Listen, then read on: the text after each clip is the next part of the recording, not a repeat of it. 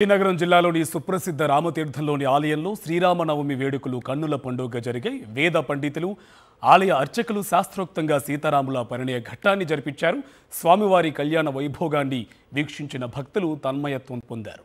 నీలంహాగ శ్యాముడైన శ్రీరామచంద్రుణ్ణి సిగ్గులు మొగ్గైన సీతమ్మ తల్లి కళ్యాణం సందర్భంగా అత్యంత సుందరంగా ముస్తాబు చేశారు.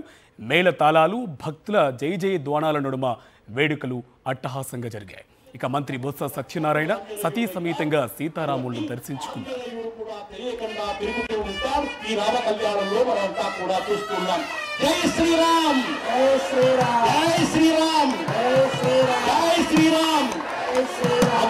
అమ్మవారికి కట్టేటువంటి మాంగళ్యం ఒక్కసారి కళ్ళకత్తుకోండి.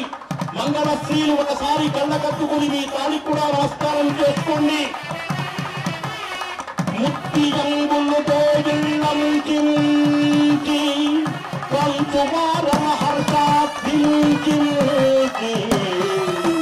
అమ్మ సీతమ్మ పుంగముల రమ్మ ఆయమ్మ కనకమ్మ